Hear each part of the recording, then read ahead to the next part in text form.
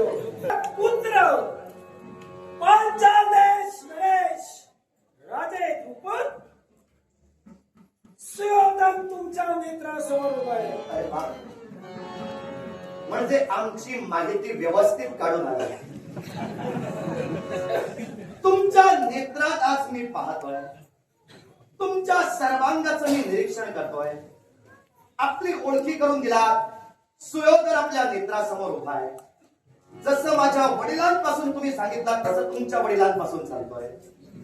धृतराष्ट्र आणि गांधारी यांच्या कुशीकुलात ज्या 100 पुत्रांनी जन्म घेतला त्यातील ज्येष्ठ सुयोधन नमस्कार करताय की पुढचं सांगू?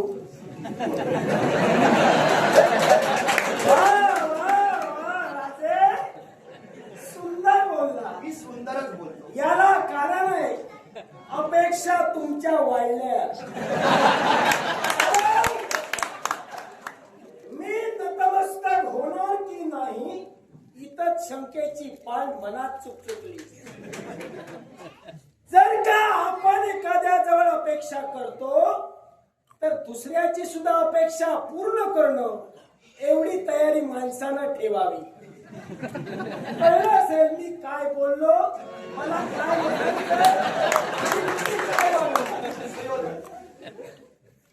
तुम्हाला काय म्हणायचंय? ऐका ऐका, तुम्हाला काय म्हणायचंय हे माझ्या बुद्धीनुसार मला कळलं, पण आता बोललो तर इथंच सगळं संपेल. सांगा. ऐक, मी नमस्कार करतोयस का असं विचारल्याच्या मुळाशी कारण आहे. काय? कारण राजकुमारांचा शिष्टाचार असतो. ज्येष्ठ व्यक्ती दिसली, भले तो वैरी जरी असला तरी त्याच्या चरणापाशी माता झुकवायची असते, नमस्कार करायचा असतो. माझी ऐक माझा ऐकून घे. रणभूमीत उतरल्यानंतर आपला वैरी जरी असला तरी रणभूमीत त्याचं स्वागत करण्याची पद्धत आहे. तेव्हा आल्या आल्या माझ्या नेत्रात तू पाहिलंस आणि जो स्वर तू लावलास त्यावरून मला समजलं की तुझा उन्माद अजून चिरडलेला नाही. दुसरी गोष्ट, तुझ्याबद्दल तुला काय वाटलं मला काही माहित नाही. तुझ्याबद्दल मला बरंच काही माहित आहे. कारण तू काय बोललास, समोरच्याची इच्छा, समोरच्याच्या भावनांचा सुद्धा विचार माणसानं करावा. मला फक्त एक सांग, नाव तुझं सुयोधन की दुर्योधन? सुयोधन. मग तुला दुर्योधन का म्हणतात? मला माहित. माझ्या आई बापानं नाव माझं सुयोधन ठेवलं. सुयोधन या नावाशी मी एकनिष्ठ आहे. आता ज्यांना कमी बुद्धी आहे, जे अप्रबुद्ध आहे ते दुर्योधन म्हणतील, त्याला माझं नाव प्रथमच मी म्हणालो की दुसऱ्याच्या जीवनात सुद्धा आदर आपण जर दिला, आपण दुसऱ्याला मान जर दिला तर आपल्याला सन्मान मिळतो.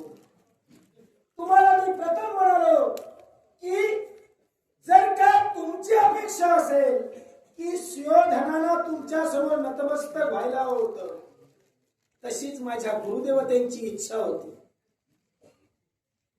सुख दुःखात वाटेकरी असतो तो मित्र.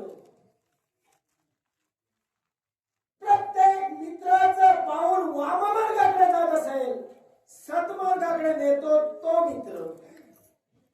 आई बापासारखा खंबीर माग उभा राहतो तो मित्र. मग मला सांगा, एकत्र तुम्ही गुरु शिक्षण घेतला, माझ्या गुरुमाऊलींची इच्छा दूध मागायला नवस तर गोमाता मागितली, तू उन्मत्त रे. तू उन्मत्त. कारण प्रत्येक माणसाला अहंकार होतो तो धनसंपत्तीचा, प्रत्येकाला अहंकार होतो तो पराक्रमाचा, पण तुझ्यापेक्षा महान नक्कीच गुरु द्रोणाचार्य आहे. गुरु द्रोणाचार्याचा अपमान तुझ्या राज्यात तू केलास. मग मला सांग, एका राजकर्त्याचं खरं कर्तव्य काय? सुंदर प्रश्न उपस्थित झाला, पण त्याआधी मी मुद्दा घडून चालतोय तुझा. तू काय सांगितलंस? तुमची जशी अपेक्षा होती मी तुम्हाला नमस्कार करावा, तशी गुरुची सुद्धा इच्छा होती तुझ्या. तू माझ्या चरणापाशी नमस्कार करावा, तुझी माता झुकवावी अशा अपेक्षेने तुला सांगितलं नाही. पण तो शिष्टाचार आहे, त्या शिष्टाचारानुसार नमस्कार करण्याची तुझी कुवत आणि तुझे विचार मला दिसले नाही. ऐक, तेव्हा मी म्हटलं नमस्कार जर करत असशील तर वेगळं वळण कदाचित लागेल, पण जर उडवाउडवीची भाषा केलीस तर आता तुझ्या मूळ मुद्द्यावर येऊनच मला बोलावं लागेल. सवय माझी सवयच अशी आहे, जो नम्र आहे त्याच्या समोर मी नतमस्तक करणार कसे, पण जो उन्मत्त आहे त्याला जागा दाखविल्याशिवाय जात नाही. आता जर हा ध्रुपद तुझ्या नजरेत उन्मत्त दिसला, मला तुझ्या शब्दांचं स्पष्टीकरण हवंय.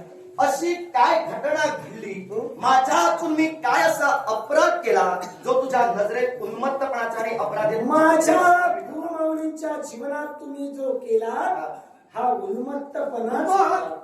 ऐका, प्रत्येक राजकर्ता आणि राजकर्त्याची शिष्टाई तुम्ही मला शिकवू नका. किंबहुना मी तुम्हाला सांगावं अशातलाही भाग नव्हे, पण तुम्हाला ज्ञात असून कदाचित तुम्ही वागला असाल, यात दोष तुमचा आहे. माझा बाजू मारतोयस की काय? बाजू सांगतोय तेवढं नाही, मगाशी जे काही तू बोललास राजकर्ता म्हणजे दयेचा सागर, राजकर्ता म्हणजे कृपेची पाकर छाया. अरे वा, माणूस म्हणून जन्माला आलेला राजकर्ता म्हणे परमेश्वरी अंश असतो. मग तू माणुसकी का दाखवली नाहीस? माणुसकीला मोठा माती देऊन हा तुझा पांचाल देश आणि या पांचाल देशात उच्च नीचता चालते का? किंबहुना गरीब श्रीमंती चालते का? म्हणून कदाचित तुझ्या नजरेत मी उन्मत्त ठरलो असेल. प्रश्न केला होता राजकर्त्याचं खरं कर्तव्य काय, राजकर्त्याचं खरं भूषण काय. तेव्हा प्रश्नाचं उत्तर देतोय आणि त्यानंतर चालतोय. प्रत्येक राजकर्ता हा विष्णू अंश आहे. पृथ्वीराजांनी केलेली प्रतिज्ञा, पृथ्वीराजांनी मेदिनीचं दोहन केलं आणि त्यानुसार त्यांनी केलेली राजा म्हणून प्रतिज्ञा समस्त राजकर्त्यांसाठी खऱ्या अर्थानं ग्राह्य ठरली गेली. तेव्हा जो राजा राजगादीवर न्यायदंड हाती घेऊन राजा म्हणून अधिष्ठित होतो, त्या राजाचं कर्म बोलतोय 4 वर्णांचं राजानं पालन करावं. 4 वर्णात भेदाभेद राजानं बाळगू नये. अर्थात राजाचं खरं कर्तव्यच मुळी आहे 4 वर्णाचं राजानं पालन करावं. आता माझ्या पांचाल नगरीत उच्च नीच गरीब श्रीमंत हा भेदाभेद चालतो का? माझ्या राज्यात उच्च नीच गरीब श्रीमंत श्रेष्ठ कनिष्ठ हा भेदाभेद चालत नाही. पण तुझ्या गुरुबाबत ती कृती मला करावी लागली याच्या मुळाशी कारण तसं होतं. कारण काय तर तुझा गुरु माझ्यापर्यंत ज्या उद्देशाला आला होता तो उद्देश मला त्याचा रुचला नव्हता. का रुचला नाही याच्या मुळाशी कारण होतं. ज्यावेळी पांचाल नगराच्या राजप्रासादी द्रोणांनी म्हणजे तुझ्या गुरुंनी पावलं टाकली, त्यावेळी त्यांना एक गाय फक्त माझ्याकडून हवी होती. तेव्हा त्यांना ती गाय देण्यासाठी मी नकार कधीच दर्शवला नव्हता. मी त्यांना होकारच दर्शवला. मी सहज करतो. एका ब्राह्मणाला गोदान म्हणजे गाय दान स्वरूपात देऊन मला धन्य होऊ दे. त्यावेळी तुझ्या गुरुचा उन्माद जागृत झाला. तुझा गुरु मला काय सांगू लागला, मला तुझं दान नको, मैत्रीची भेट म्हणून मला दे.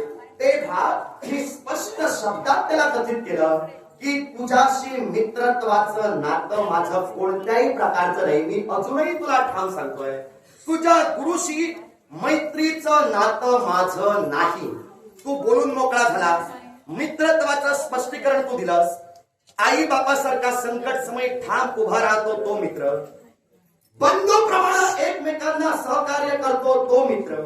मग मित्रत्वाची व्याख्या ही द्रुपदाच्या बाबतीतच लागू केलीस म्हणून जर तू मला उन्मादी म्हणत असशील तर तुझा गुरु काय धुतल्या तांदळाचा होता? मला फक्त एवढं तुझ्या गुरुनं असं काय सत्कर्म केलं म्हणून द्रुपद उन्मादी आणि तुझा गुरु तू खऱ्या अर्थानं धन्य तू म्हणतोय. काय गुरु द्रोणाचार्यांनी कपट केलं, कपट केला हे ऐकायचं अधर्म असेल. केलं, अधर्म निश्चितच तुला केला. जे म्हणायचंय ते म्हण. नेमकं त्यांनी काय केलंय मला कळायचं. तुझ्या गुरुनं कारण माझ्या दृष्टीनं गुरु हा माझ्यासाठी चांगलाच आहे. कारण काय माहितीये का, तू जेव्हा जन्माला आला होतास तेव्हा अपशकुन झाले होते. तू जन्माला आला होतास तेव्हा गाढवं ओरडली होती. तू जेव्हा जन्माला आला होतास तेव्हा कित्येक दुश्चिन्ह दिसत होती. तेव्हा व्यासांनी ऐक ऐक माझा अजून बोलून झालेला नाही. नाही झालं तरी चालेल. मी जन्माला आलो त्यावेळी गाढवा ओरडली, रक्ताचा पाऊस म्हणे पडला. पाऊस कमी पडला होता काय? तू जन्माला आलास त्यावेळी काय काय घडलेलं? ऐक निसर्ग तोच होता, ऐक नियती तीच होती. नियती त्यांना ज्या दिवशी ते करायचं होतं आणि त्याच वेळेला माझा जन्माला माझा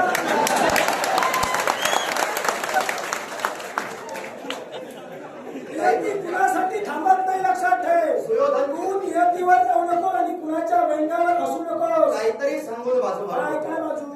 तू जेव्हा जन्माला आलास तेव्हा हे घडलं. आता माझा जन्म कसा झाला हे तू सांगितलंस, पण माझा जन्म झाला होता तेव्हा एकही दुश्चिन्ह घडलं नव्हतं. घडलं असेल तर कारण त्या दिवशी देवतांनी ठरविलंच नाही नियती घडवायची नाही. दोष माझा नव्हे, नियतीच आहे. काहीतरी सांगू नको. काय तू जेव्हा तू सांगशील ते बरोबर, मी सांगतो तेच बरोबर आहे. मी सांगतो तेच बरोबर मी आहे. सांगतोय ते बरोबर ते आहे. चुकीचं आहे कसं ते सांगतो. तुला पटवून घे, मी मला कसं वाटत मी नाही. कसं ते सांगतो. हा, सांग. तू जेव्हा जन्माला आला होतास तेव्हा ही दुश्चिन्ह झाली होती. तेव्हा तुमच्या श्रेष्ठांनी सांगितलं होतं हा पुत्र जन्माला आलाय, तो खऱ्या अर्थानं दुश्चिन्हानं जन्माला आलाय. हे अपशकुन ज्यावरती दिसत आहे त्यावरती हा पुत्र या कुलाच्या कुलक्षयाला सुद्धा कारणीभूत ठरेल. तेव्हा याच तुमच्या श्रेष्ठांनी तुझ्याबद्दल अविश्वास दाखवला. आता तू तुझ्या गुरुचा स्वाभिमान घेऊन माझ्याकडे आलास आणि तू जे बोलतोयस त्यावरून तुला दुर्योधन काय म्हणतात हे आता मला समजलं. तू सांगण्याची गरज नाही. तेव्हा तू ज्यावेळी जन्माला आला होतास त्यावेळी हे सारे अपशकुन घडले होते आणि त्यामुळंच कदाचित तुझी बुद्धीही कमी राहिली. ऐक तुझ्या प्रश्नाचं उत्तर देतोय. तू काय मला सांगितलंस, माझ्या गुरुनं काय असा अधर्म केला. तुझ्या गुरुनं अधर्म एक नाही, तुझ्या गुरुनं अनेक अधर्म केले, पण द्रुपदाबद्दल तू एकही असा अधर्म सांगू शकत नाहीस याबद्दल मला ठाम विश्वास आहे. तेव्हा तुझ्या गुरुचा अधर्म आता ऐकूनच ज्यावेळी तुम्ही सारे राजकुमार द्रोणांकडे शिक्षण घेत होता, द्रोणांनी तुमचं गुरुत्व ज्यावेळी स्वीकारलं त्यावेळी शिक्षण घेत असताना एक घडलेली घटना आता सांगशील तुला कसं समजेल. मी तुमची माहिती घेऊनच फिरतोय. तेव्हा एक घडलेली घटना, ती घटना कोणती तर गुरु हा निर्मळ प्रबोधन करणारा हवा. गुरुनं शिष्यांना हात सोडून द्यायचं असतं. तेव्हा द्रोणांनी केलेलं तुमच्या बाबतीतीलच कपट कदाचित तुला माहित नसेल, मी तुला सांगतो. कौरव आणि पांडव हे राजकुमार त्यांच्याकडे शिकत असताना तुमच्याच बरोबर त्यांचा पुत्र अश्वत्थामन शिक्षण घेत होता. हे विधान तुला मान्यच करावं लागेल कारण मी तुझ्याकडे प्रश्न सोडत नाही, तू थट्टेवर विषय घेशील. तेव्हा अश्वत्थामन सुद्धा त्या क्षणाला तुमच्या बरोबरच शिक्षण घेत होता.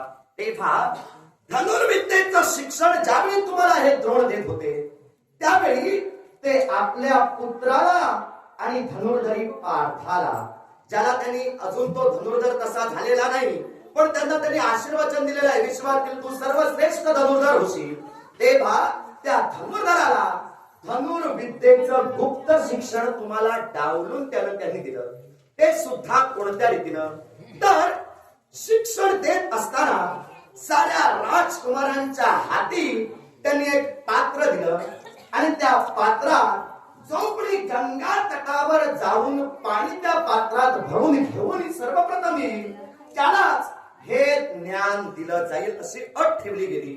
तेव्हा ज्यावेळी धनुर्धरी पार्थाला समजलं की साऱ्यांची पात्र ही सम आहे पण अश्वत्थामांच्या हाती असणारं पात्र हे लहान आहे, लहान आणि ते पात्र खोलकड असल्यामुळं त्यात पाणी स्थिर राहतं, पण तुमच्याकडे असणारं पात्र आणि अश्वत्थामांच्या हाती असणारं पात्र यात फरक आहे. त्यामुळं तुमच्यातील पाणी त्यांच्यापर्यंत येत असताना सांडतंय. तेव्हा धनुर्धारी पार्थाने म्हणजे त्या अर्जुनानं जेव्हा हे जाणलं, तेव्हा त्या अर्जुनानं गुरुकडून एक विद्या मिळवली होती, वारुणास्त्र. त्यानुसार त्याने त्यायोगे म्हणजे त्या अर्जुनानं त्या पात्रात पाणी भरून पहिल्यांदा दाखवलं. तेव्हा फक्त दोघांनाच धनुर्विद्येचं गुप्त ज्ञान, धनुर्विद्येचं ज्ञान ते सर्वांना देत होते, पण त्या पलीकडचं गुप्त ज्ञान हे दोघांनाच दिलं. मग एक गुरु जर आपल्या शिष्यात तुझा भाव निर्माण करतो, एक गुरु आपल्या शिष्यात जर ज्ञानार्जनाबाबतीत दुभंगता निर्माण करतो, तर हा गुरु तुम्ही धर्माचा केला की अधर्माचा केला? स्पष्ट उत्तर दे. धर्माचा. कसा काय? आमच्यासाठी. अरे पण तुझ्या बाबतीत त्यानं काय केलं? काही करू दे. म्हणजे तू अप्रबुद्ध आहेस, म्हणजे तू अप्रबुद्ध आहेस. असू द्या, एक लक्षात ठेव. काय? तू बुद्धिवान आहेस, मी अप्रबुद्ध. मान्य. तू काय म्हणालास? द्रुपदांशी माझं मैत्रीचं नातं कुठंही नाही.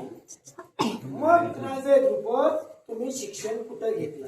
मी शिक्षण घेतलं ते भारद्वाज ऋषींच्या आश्रमात आणि द्रोणाचार्यांनी त्याच आश्रमात. मग त्या ठिकाणी तुमचं मैत्रीचं नातं नव्हतं? मैत्रीचं नातं जर तू म्हणतोयस तर मैत्रीचं नातं नाही, तो माझा सह अध्यायी होता. असू नकोस काय तू सांग. कारण गुरु द्रोणाचार्यांनी आम्हाला सांगितलं, हा. कारण तुझ्या मनात कपट त्यावेळेपासून आहे. कारण ते तुला आपला मित्र मानायचे, पण असा कपटी मित्र जीवनात कुणाला मिळू नये. मी कपट काय केलं ते सरळ आणि स्पष्ट शब्दात सांग. मला सांग, काय? आता तू जर मित्रच नाही म्हणत असशील तर माझं तर तू काही बोलूच शकत नाही. कारण मला माहित आहे, मला माहित आहे तुझा महत्वाचा मुद्दा तो होतास. मी जर तुला होय म्हटलं तर तुझं तू पाजळणार. तेव्हा मी महत्वाचा मुद्दाच करून ठेवला, मी दिला नाही. आता तुला सांगतोय, कारण काय आहे, कसंही असलं तरी तू वातावरण निर्मिती करणार आहे. तेव्हा तुझ्याकडून काहीतरी अपेक्षा आहेत. माझं सैन्य तू येताच प्रफुल्लित झालं, माझं सैन्य तू येताच्या ती प्रफुल्लित झालं, त्यावरती तुझ्याकडून काहीतरी आशा आहे. तेव्हा जे घेऊन आलास ते आता मारून जाऊ नकोस. तो मित्र आहे, सांगतो बोल काहीतरी.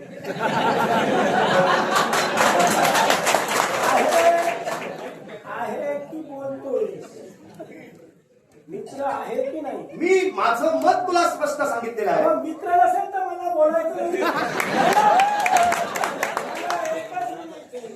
माझ्या गुरुमाऊलींचा तुम्ही अपमान केला.